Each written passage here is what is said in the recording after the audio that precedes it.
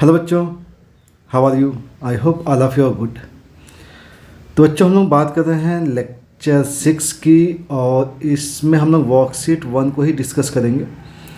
Lecture 5 में भी हम लोगों ने वर्कशीट 1 को ही डिस्कस किया था, ठीक है ना। और उस लेक्चर में 12 क्वेश्चंस हो चुके हैं। तो चलिए स्टार्ट करते हैं। लेक्चर 6 वर्कशीट 1 को ही कंप्लीट करना है अभी हमें, ठीक है। तो क्वेश्चन नंबर 13, कॉन्सेप्ट आपको सब पता है, हम लोगों ने ऑलरेडी कॉन्सेप्ट डिस्कस किया हुआ है। तो क्वेश्चन नंबर 13 के बारे में डायरेक्ट बात करते हैं। 12 students complete in a race, in how many ways first 3 prize be given. अब 12 स्टूडेंट्स हैं और प्राइज कितने हैं? प्राइज आपके पास 3 है। अब फर्स्ट 3 प्राइज का मतलब क्या है? फर्स्ट 3 प्राइज का मतलब है कि फर्स्ट प्राइज है, सेकेंड प्राइज है एंड अ थर्ड प्राइज है। और इन प्राइज को लेने वाले स्टूडेंट्स हैं आपके पास 12, S1 S2 S3, ऐसे ही S12 प्राइजेज हैं आपके पास। सॉरी, S12 स्टूडेंट्स हैं और प्राइज आपके पास 1 2 3 है। तो अब हमें समझना क्या है यहाँ पे? हमें यहाँ ये समझना है कि भाई जब प्राइज की बात हो रही है, ठीक है ना, तो प्राइज 1 किसी एक स्टूडेंट्स को मिलेगा। तो प्राइज 1 के लिए हमारे पास जो कैंडिडेट्स हैं वो हैं टोटल 12। तो प्राइज 1 के लिए 12 कैंडिडेट्स हैं, तो 12 में से किसी एक को मिलेगा, मतलब हमारे पास 12 वेज होंगे उस प्राइज को डिस्ट्रीब्यूट करने के, ठीक है। अच्छा, तो अगर प्राइज 1 एक को मिल गया तो वो बालक जो होगा वो तो चला जाएगा प्राइज 1 को लेकर के। ऐसा तो है नहीं कि वो प्राइस 2 के बारे में भी बात करेगा या सेकंड प्राइस की भी बात करेगा, क्योंकि फर्स्ट 3 प्राइस डिस्ट्रीब्यूट करने हैं। और फर्स्ट 3 प्राइस का मतलब हो गया फर्स्ट सेकंड थर्ड पोजीशन की बात हो रही। तो जब प्राइज 1 फर्स्ट पोजीशन की प्राइस को किसी एक बंदे को दे दिया गया तो बालक तो क्या होगा, वो उस प्राइस को लेकर के साइड में हो जाएगा। अब प्राइस 2 के लिए जो मेंबर्स होंगे, प्राइस 2 मतलब सेकंड पोजीशन का जो प्राइज है वो रेस्ट ऑफ 11 में से किसी एक को मिलेगा। तो रेस्ट ऑफ किसी 11 में से किसी एक को मिलेगा, तो मतलब फर्स्ट प्राइज के बाद सेकंड प्राइज का नंबर आया, ठीक है। ऐसे ही क्या होगा, प्राइस 2 भी निकल जाएगा। तो प्राइस थर्ड के लिए कितने मेंबर्स बचेंगे? प्राइस थर्ड के लिए 10 मेंबर्स बचेंगे। तो इस टाइप से आपका आंसर जो आएगा 1320 इसका आंसर होगा। ओके, बात समझ में आ गई है? तो यहाँ ध्यान रखिएगा, प्राइस की लेबल्स हैं, प्राइस 1, प्राइस 2, प्राइस 3 की बात हो रही है। तो क्वेश्चन नंबर 13 ना, क्वेश्चन नंबर 14 की बात करते हैं। How many APs with 10 terms whose first term is in the set 1 2 3 and whose common difference is in the set 1 2 3 4 5। अब देखिए, किसी भी AP के लिए, फॉर AP आपको रिक्वायर्ड क्या होता है भाई?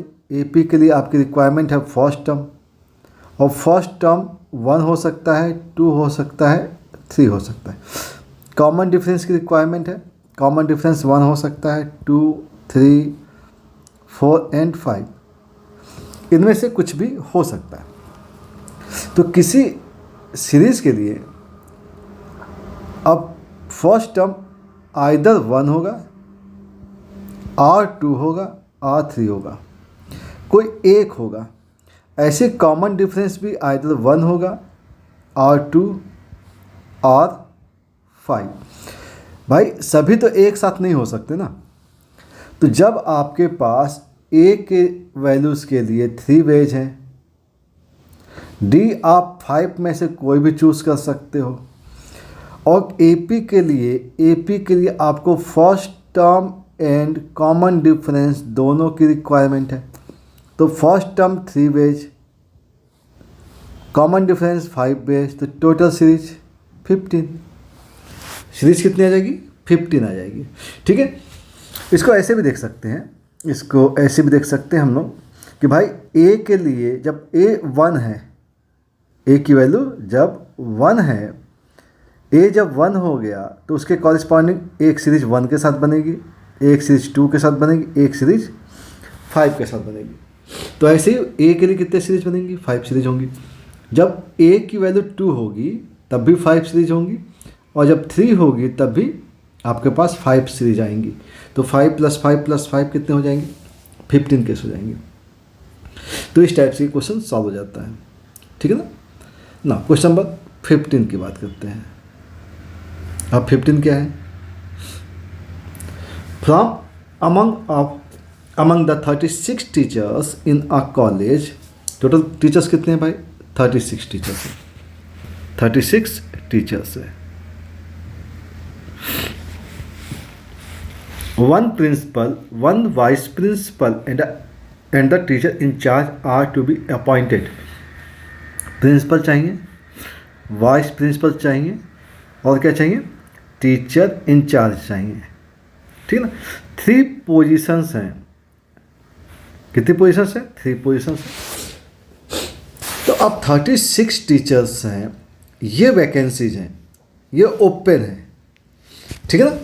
तो टीचर्स जो होंगे वो इस पोजीशन को फुल करेंगे, इन वैकेंसीज को फुल करेंगे। तो प्रिंसिपल की पोजीशन की बात करें तो प्रिंसिपल की पोजीशन के लिए आपके पास 36 मेंबर्स हैं। पहली पोजीशन इसे फिल कर देते हैं, ठीक है ना। तो प्रिंसिपल की पोजीशन के लिए हमारे पास कितने मेंबर्स हैं? 36 फॉर प्रिंसिपल। अब 36 में से कोई एक मेंबर प्रिंसिपल हो गया, ठीक है ना। देन क्या होगा? देन होगा वाइस प्रिंसिपल की बात। अब भाई जो प्रिंसिपल बन चुका है वो वाइस प्रिंसिपल का पार्टिसिपेंट तो होगा नहीं, तो एक मेंबर आपका यहाँ चला गया, तो बचे कितने यहाँ पे? 35 मेंबर्स बच गए। अब 35 वाइस प्रिंसिपल के लिए पार्टिसिपेट करेंगे, तो अब एक मेंबर जो हो गया वो अब वाइस प्रिंसिपल हो गया। तो अब टीचर इंचार्ज के लिए कितने बचेंगे? टीचर इंचार्ज के लिए बचेंगे 34। तो ये आपका इस क्वेश्चन का आंसर हो जाएगा, ठीक है। बात करेंगे 16 नंबर क्वेश्चन की। क्वेश्चन नंबर 16 क्या है? Serial number from an item produced in a factory are to be made using 2 letters followed by 4 digits. 2 letters हैं followed by 4 digits. अब letters की फॉर्मेशन क्या है? If the letters are be taken from 6 letters of English alphabet without repetition, मतलब repeat आपको नहीं करना है, ठीक है, रिपीट नहीं करना। तो अब 6 लेटर्स हैं, तो अब 6 लेटर्स तो कुछ भी हो सकते हैं। और जो सीरियल नंबर है आपका, वो सीरियल नंबर कुछ इस टाइप का है कि आपको इसमें 6 नंबर्स का यूज़ करना है। 1 2, ये पोजीशन किसकी होगी? लेटर्स की हो गई, अल्फ़ाबेट का जिसमें यूज़ करना है, ठीक है ना। अब ये 1 2 3 4, ये 4 पोजीशन होगी नंबर्स की। यहाँ पे हमें क्या यूज़ करना है? नंबर्स यूज़ करना है। अब लेटर्स जो यूज़ करना है आपको, जो भी लेटर्स यूज़ करने हैं, वो लेटर्स आपके पास 6 लेटर्स हैं जो कि क्वेश्चन में दिया गया है। क्या है? From 6 letters. अब 6 लेटर्स क्या हो सकते हैं? अब 6 लेटर्स आपके पास P Q L X Y A कुछ भी हो सकता है, 6 लेटर्स हो सकते हैं। अब इन 6 लेटर्स में से कोई 2 लेटर जो होंगे वो यहाँ पे आएंगे। तो पहले पोजीशन को फिल करने के लिए हमारे पास कितने लेटर्स होंगे? ये टोटल ओपन है, तो इनमें से कोई एक जाएगा यहाँ पे। तो पहली पोजीशन के लिए 6 लेटर्स होंगे। देन सेकंड पोजीशन के लिए एक पोजीशन चला जाएगा, तो सेकंड के लिए कितने बचेंगे? 5 बचेंगे। ये तो बात हो गई लेटर्स का अरेंजमेंट। देन इसके बाद क्या होगा? इसके बाद हमें नंबर्स के बारे में बात करनी है। तो ये सीरियल नंबर है, तो सीरियल नंबर को हम 0 से स्टार्ट कर सकते हैं, 0 to 9, ठीक है।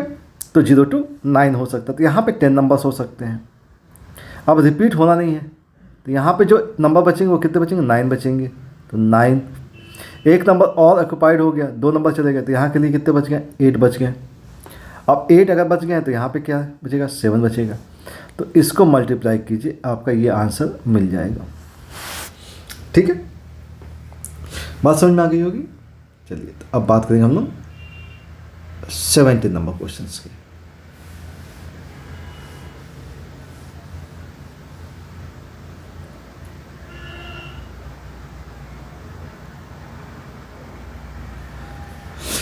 क्वेश्चन नंबर 17 की बात करते हैं, ठीक है।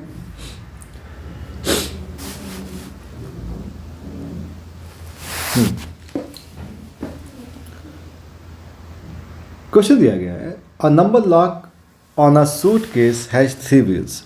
17, a number lock has on a suitcase has 3 wheels. अब देखो बेटा, ये सारे क्वेश्चन हम लोगों ने शायद मुझे लगता है किया हुआ है, क्योंकि बहुत सिंपल सा क्वेश्चन है। A number lock of suitcase has 3 wheels each labelled with 10 digits 0 to 9 if opening of the lock a particular sequence of 3 digits with no repeat. How many such sequences will be possible? Also, if opening of the lock is a particular sequence of 3 digits with no repeat, कोई repeat नहीं है, ठीक है ना। How many such sequences will be possible? Also find the number of unsuccessful attempt to open the lock. देखिए, if the opening lock of a particular sequence of 3 digit with no repeat, अब कोई repeat नहीं है तो number lock समझिएगा कुछ इस type का नंबर लॉक है और इसमें 3 व्हील्स हैं और हर एक व्हील पर 0 से लेकर 9 तक के नंबर हैं, 0 to 9, 0 to 9 ये नंबर्स दिए हुए हैं। अगर ये नंबर्स दिए हुए हैं, ठीक है ना, तो पहला केस तो ये है कि आपके पास टोटल केस बनते हैं 10 10 10 जब रिपीट हो भी रहा होता है, तो केस कितने बनते हैं? 1000 केस बनते हैं। लेकिन जो पॉसिबल आपके पास जो बोला गया ना, how many such sequence will be possible when no repeat, तो नो रिपीट क्या केस करते हैं? जब आपके पास नंबर्स रिपीट नहीं हो रहे हैं, ठीक ना। अब नंबर्स रिपीट नहीं हो रहे हैं, तो अब ऑब्वियस सी बात है कि सीक्वेंस है, ठीक ना। अब सीक्वेंस है, रिपीट आपको करना नहीं है, तो यहाँ पे 0 से लेकर 9 तक का कोई भी नंबर हो सकता है, तो कोई एक नंबर हो गया, ठीक है ना। और बात होती है कि भाई दूसरा नंबर क्या आएगा? 9 होगा, फिर यहाँ पे क्या आएगा? 8 आएगा, तो यहाँ पे 720 केस बन जाएंगे। कितने बन जाएंगे? 720, क्योंकि 0 से स्टार्ट हो सकता है, 3 डिजिट नंबर की बात हो रही है, तो यहाँ पे बात हो रही है कोड की, तो कोड में क्या हो सकता है? 0 तो स्टार्ट हो सकता है, 0 भी एक डिजिट हो जाएगी, ठीक है ना। 720 केस। अब बात आती है कि also find the number of unsuccessful attempt to open the lock. अब टोटल केस तो 720, अब कोई एक केस होगा जबकि वो unsuccessful attempt to open the lock. अब अनसक्सेसफुल अटेम्प्ट, तो अब आपके पास टोटल अटेम्प्ट्स कितने हैं? 1000 अटेम्प्ट्स हैं। कितने अटेम्प्ट्स हैं? 1000 अटेम्प्ट्स हैं। अब उन 1000 अटेम्प्ट्स में से कोई एक नंबर होगा। अब 720 केस बन रहे हैं, उनमें से कोई एक नंबर ऐसा होगा जहाँ पे क्या होता होगा कि लॉक खुल जाएगा। तो आपके पास टोटल 1000 केस हैं, उसमें से एक केस हटा दीजिए तो 999 केस होंगे जहाँ पर आप सक्सेस नहीं होंगे। बाकी सभी एक केस में तो सक्सेस होना ही है, ठीक है। हाँ, तो ये बात हो गई कि आपके पास जब केस क्या होता था, जब चीज़ें रिपीट हो रही थी, ठीक ना, रिपीट भी हो जाता था। और टोटल अटेम्प्ट्स कितने? भाई एक तो लॉक ओपन हो जाएगा। लेकिन यहाँ जो बात हुई है नो रिपीट की, बात किसकी हो रही? नो रिपीट की। तो जो भी आप सीक्वेंस अटेम्प्ट करेंगे वो नो रिपीट का केस अटेम्प्ट करेंगे। अब टोटल अटेम्प्ट्स जो हैं आपके पास टोटल कितने बन रहे हैं? 720 केस बन रहे हैं जब रिपीट आप नहीं कर रहे हैं। अब इस नॉट रिपीटेशन के केस में एक केस ऐसा है जहाँ पर लॉक ओपन हो रहा है। अब लॉक ओपन हो रहा है तो टोटल अटेम्प्ट्स तो आपके पास 720 है -1, तो यहाँ पे कितना आ जाएगा? 719। ये 9 केस 719 केसेज होंगे जब आपका केस मतलब सूटकेस ओपन नहीं होगा, ठीक है ना। तो ये जो केस होते हैं जब आप रिपीट कर रहे होते हैं, ये केस क्या हो गया? नॉन रिपीट का केस हो गया। ये केस नॉन रिपीट का हो गया, टोटल अटेम्प्ट्स हो गए। ये क्या हो गए? ये टोटल अटेम्प्ट हैं। यहाँ पे ये क्या है? ये भी टोटल अटेम्प्ट है, ठीक है। बात समझ में आ रही है?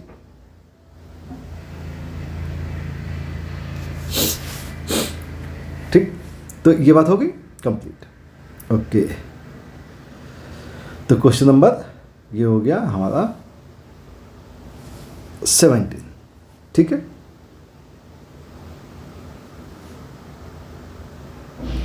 ठीक, अब बात करेंगे हम लोग question number 18।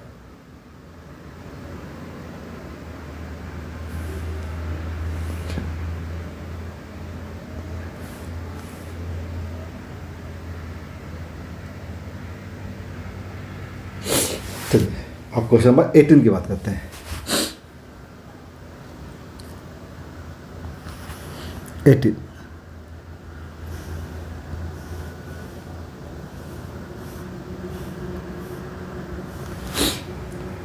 A customer forget a 4-digit code for an automatic teller machine ATM in a bank. However, he remembered that his code consists of digit 3, 5, 6 and 9.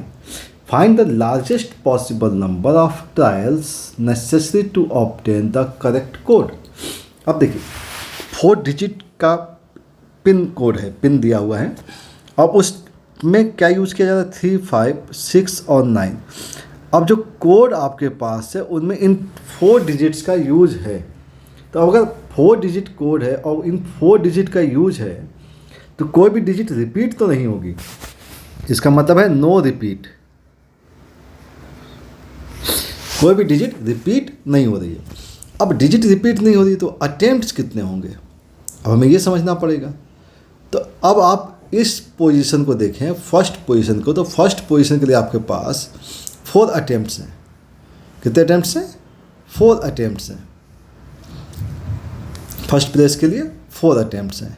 Second, अब इनमें से कोई एक अटेम्प्ट हो गया तो इसके लिए क्या बच गया? 3, क्योंकि रिपीट तो होना नहीं है। फिर 2, फिर 1, टोटल 24 अटेम्प्ट्स होंगे। ठीक है ना, 24 टाइम्स अटेम्प्ट करेगा तो कोई ना कोई लॉक मतलब पिन उसे मिल जाएगा। क्वेश्चन नंबर 19 की बात करते हैं। 19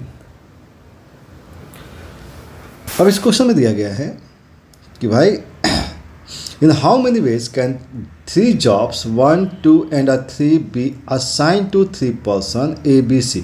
मतलब यहाँ पे 3 जॉब्स हैं, J1, J2, J3 और उसको असाइन किया गया है 3 पर्सन AB एंड C को।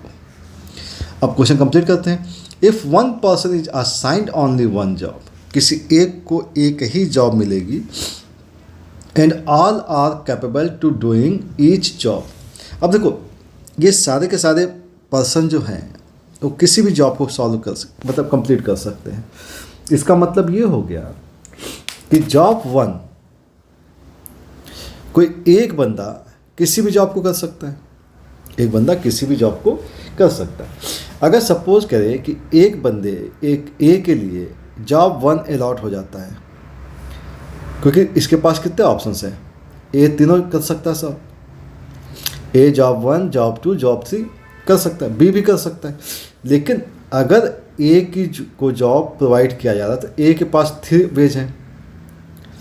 अब ये 3 वेज से किसी को भी एक असाइन कर लेता है। तो मान लीजिए ये इसने J1 को असाइन कर लिया, तो अब J1 के लिए दूसरा पर्सन नहीं आएगा, क्योंकि कोई भी एक जॉब किसी एक मेंबर को मिलेगी। तो एक मेंबर को मिल गई तो वो कैंसिल हो गया। अब B के पास कितने ऑप्शन बच जाते हैं? अब B के पास आपके पास 2 ऑप्शन बच जाते हैं, ये 2 ऑप्शन। तो B के पास 2 ऑप्शन है और देन C के बाद 1 ऑप्शन, तो टोटल वेज हो जाएंगे हमारे पास 6। ठीक। Question number 20।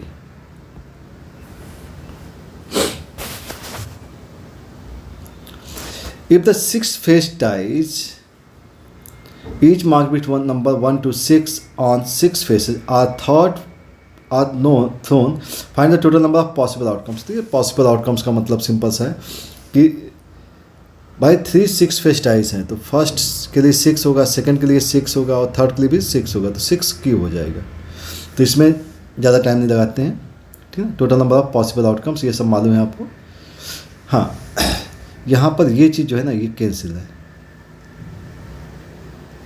हाँ, a coin is tossed 3 times and the outcomes are recorded. Coin को 3 टाइम टॉस किया गया, how many possible outcomes are there? तो 21। ये तो क्लास आपने 10th में भी किया हुआ है। 3 कॉइन्स हैं तो 2 क्यूब हो जाएगा। ठीक है ना। 22 की बात करते हैं।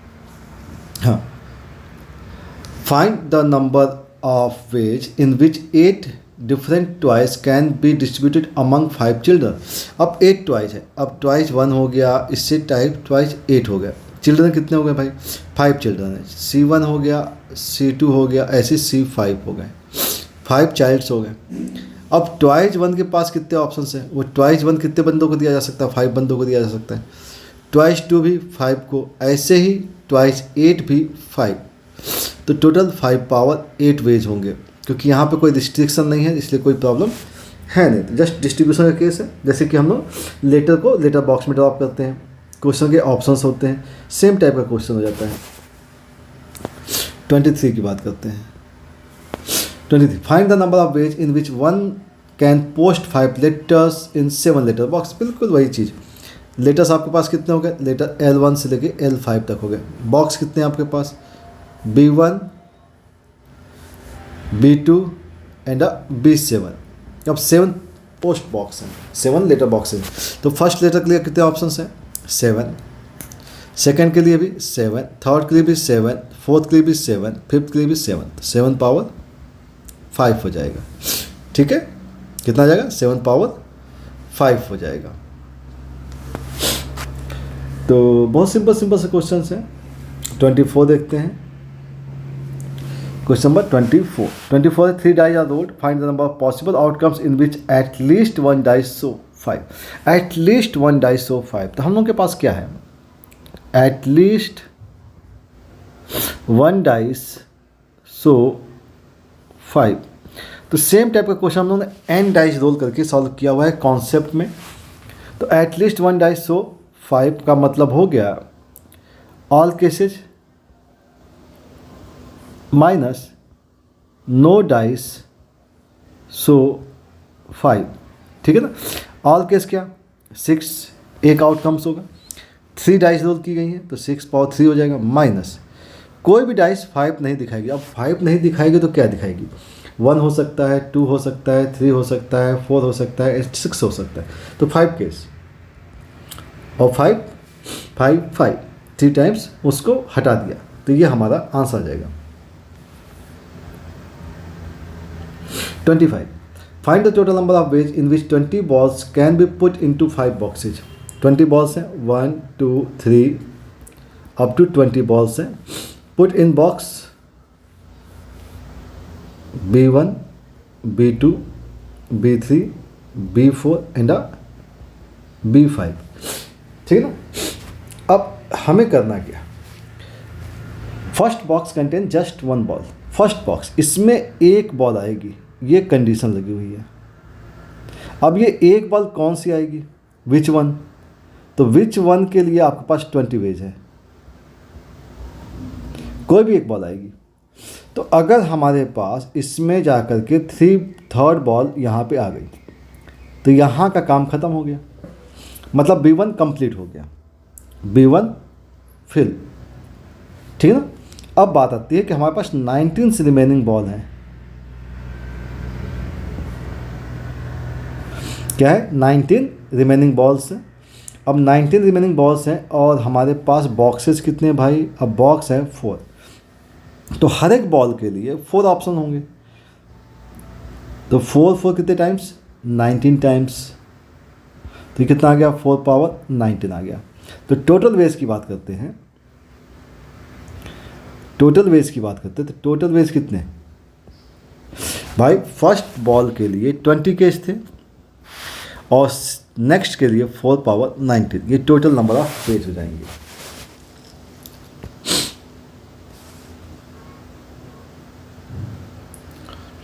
ठीक है। How many ways can 5 different balls can be distributed among 3 boxes? ये सिंपल, फिर से वही क्वेश्चन 26। क्या करना है भाई कि how many veg 5 different balls कितनी हैं भाई? B1 से लेके B5 तक। बॉक्स कितने हैं? 3 बॉक्स हैं, तो 3 बॉक्स हैं, तो B1 अगेन B2 और B3 कितने? 3 3 3 3 एंड 3, तो 3 power 5 cases. 27, in how many ways 7 letters can be posted 4 letter box? तो 7 लेटर्स हैं L1 से लेके L7 तक हैं और बॉक्सेस कितने बेटा 4 बॉक्सेज हैं B1 से B4 तक और हर एक लेटर के लिए 4 बेज होंगे तो 4 कितने टाइम्स 7 टाइम्स तो मतलब 4 पावर 7। सेम क्वेश्चन किया हुआ है इसलिए कोई बात नहीं जल्दी कर देते हैं। 28 अब इस क्वेश्चन को समझना है ठीक ना।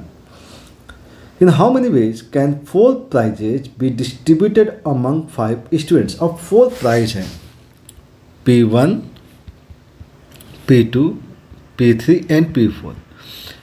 अब यहाँ पे ये नहीं बोला गया फर्स्ट 3 प्राइज, यहाँ पे 4 प्राइज की बात की गई है और 4 प्राइज। अब जैसे कि 4 प्राइज की बात की जाती है तो सपोज करो कि एक प्राइज ऐसा है जो कि आर्ट्स में मिल रहा है, एक प्राइज साइंस में मिल रहा है, एक प्राइज हिंदी में मिल रहा है और एक जो स्टूडेंट है वो बहुत अच्छा बच्चा है और उसे ही सारे प्राइज मिल जाते हैं, तो ऐसा हो सकता है ठीक ना। तो यहाँ पे प्राइज का लेवल नहीं है, 4 प्राइज हैं और यहाँ पे 5 स्टूडेंट्स हैं, S1 S2 ऐसे ही S5 स्टूडेंट्स हैं। अब ये 5 स्टूडेंट्स अगर हैं हमारे पास तो no students get more than 1 prize. अब देखो no students get more than 1 prize, पहला केस तो ये हो गया। तो अगर एक प्राइज किसी एक बच्चे को दे दिया गया, फर्स्ट प्राइज किसके पास चला गया S1 के पास चला गया, तो पहले प्राइज के लिए हमारे पास 5 मेंबर्स हैं, एक मेंबर बाहर गया। दूसरे प्राइज के लिए हमारे पास कितने मेंबर्स बचेंगे 4 मेंबर्स बचेंगे। सेम मैनर 3 2 ठीक ना। तो ये टोटल केस आ जाएंगे 120 ठीक। अब सेकेंड जो केस दिया गया है कि एक स्टूडेंट्स को कितने भी प्राइज मिल सकते हैं, तो जैसे कि बात हो चुकी है P1 से लेके P4 तक, S1 से लेकर के S5 तक। अब ये प्राइज इसको मिल सकता है, अगला भी इसको मिल सकता है, ये भी मिल सकता है। मतलब फर्स्ट प्राइज के लिए कितने मेंबर्स हो सकते हैं, फर्स्ट प्राइज के लिए 5 मेंबर्स हो सकते हैं, सेकेंड के लिए भी 5, थर्ड के लिए भी 5, फोर्थ के लिए भी 5, मतलब 625 केस हो जाएंगे ठीक है ना। अब 625 केस में समझिएगा, ये P1 हो गया, ये P2 हो गया, ये P3 है, ये P4 है, ये S1 है, ये S2 S3 S4 S5। अब ये प्राइज इसके पास गया, ये प्राइज भी इसके पास गया, ये प्राइज भी इसके पास गया और ये प्राइज भी इसके पास गया। ऐसा हो सकता है ठीक है ना। सेम मैनर यही प्राइज यहाँ पे जा सकता है, यहाँ जा सकता है, यहाँ जा सकता है, यहाँ जा सकता है। मतलब ऐसे कितने केस हो सकते हैं, या तो S1 सभी प्राइज ले जाए, या S2 ले जाए, S3 ले जाए, S4 ले जाए। ऐसे 5 केस हैं जिस केस में सभी के सभी प्राइज एक ही मेंबर के पास चले जाते हैं। तो इस 5 केस को अगर हमने हटा दिया, टोटल केस कितने थे 625 620। तो ये 620 वेज ऐसे होंगे जहाँ पे कोई भी स्टूडेंट्स होगा वो सभी के सभी प्राइज तो नहीं ले जाएगा, क्योंकि सभी प्राइज ले जाने वाले केस हमने माइनस कर दिए। तो हमारे पास केस कितने बन जाएंगे 620 केस बन जाएंगे ठीक है। नेक्स्ट क्वेश्चन की बात कर लेते हैं, 29 नंबर क्वेश्चन की बात कर लेते हैं। 29 नंबर क्वेश्चन में दिया गया है there are 10 lamps in a hall, each of them can be switched on independently, find the number of ways in which the hall can be illuminated। ये क्वेश्चन हम लोगों ने वर्कशीट से पहले किया हुआ है, जब हम लोगों ने एक्सप्लेनेशन किया था लैम्प्स का क्वेश्चन था ठीक है ना। तो ये ऑलरेडी हो चुका है, तो इसको हम लोग डिस्कस नहीं करते हैं। In how many 3 digit number with no digit repeated. अब 3 डिजिट नंबर फॉर्म करना है, अब कोई भी डिजिट रिपीट नहीं होना है। अब 3 डिजिट नंबर है और कोई भी नंबर 0 से स्टार्ट होता नहीं है, तो यहाँ पे अब 0 से लेकर 9 तक के कोई भी नंबर लगा सकते हैं, लेकिन 0 नहीं लगा सकते। तो यहाँ पे कितने वेज आएंगे, first place can be filled by 9 ways. Second place, अब एक नंबर आ गया यहाँ पे, अब इस प्लेस पे 0 आ सकता है, तो रिमेनिंग कितने नंबर्स बचे होंगे 9 डिजिट बची होंगे। देन 8 डिजिट 81 इंटू 8 648 कितने नंबर्स बनेंगे 648 नंबर्स बनेंगे ओके। आई थिंक आपको सब बातें अच्छे से समझ में आ गई होंगी ठीक है ना। वीडियो काफ़ी लंबा हो गया है, लेकिन कोई बात नहीं, कोई काफ़ी क्वेश्चंस कर लिए हम लोगों ने।